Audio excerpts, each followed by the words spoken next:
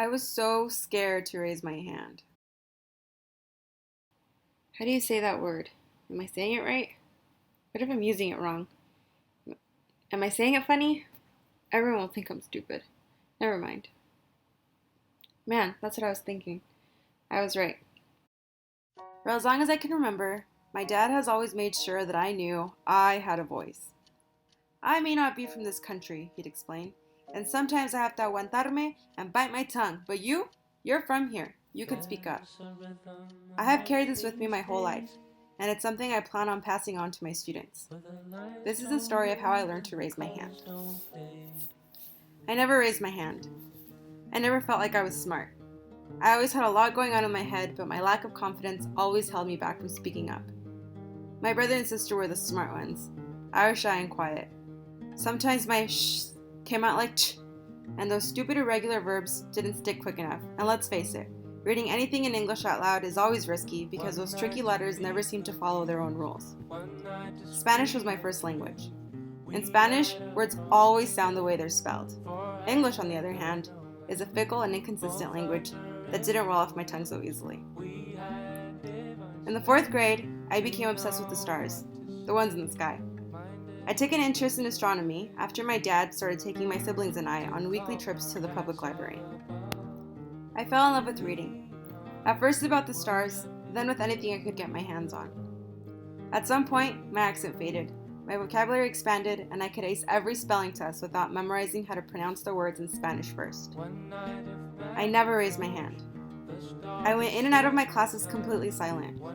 Every time my teachers would call on random readers, the anxiety of the chance I'd get called on wouldn't allow me to focus on the actual content of whatever was being read. Can I just read in my head? I thought. I liked being in my head. It was safe, but I liked reading. I liked that wherever I was, I could open up a book and instantly be somewhere else. Safe, but still, I never raised my hand.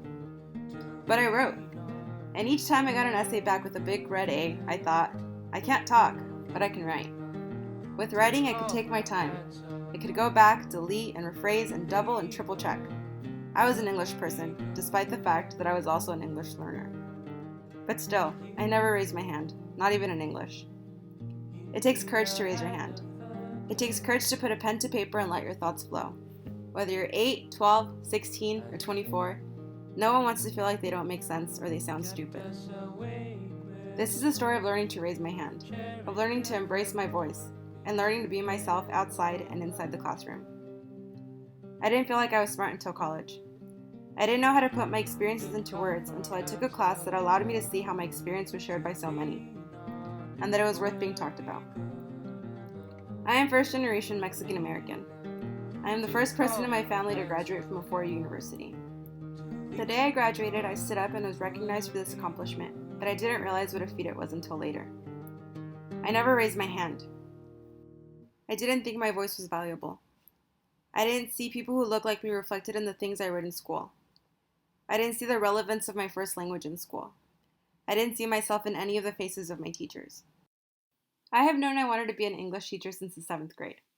That year, I had a teacher named Mrs. Genenzio who would make a game out of using new vocabulary words in class. She gave me words. In the 10th grade, I had a teacher named Mrs. Crone who would act out Shakespeare plays as we read, and would go as far as throwing herself on the ground after being stabbed by a makeshift aluminum sword. She made me excited to read things I didn't understand so easily. These teachers and my experiences growing up have led me here today. I am a teacher of color. I am a teacher who still mispronounces words in English sometimes, but laughs it off and moves on. I am a teacher who allows students to use their home languages whenever there is a creative opportunity. I am a teacher who welcomes and applauds the diverse backgrounds and experiences of my students. I am a teacher who teaches students about the power of being able to craft meaningful works of writing. I am a teacher who keeps it real and always raises my hand when students ask, "So what?" I have a voice. My voice will make a difference. It took me a while to find it, but now I raise my hand. All of my students to come will have a voice. And I look forward to teaching them that having a voice and the confidence to use it is the biggest weapon they carry. I hope to teach them to use it wisely, kindly, and thoughtfully. Thank you for listening.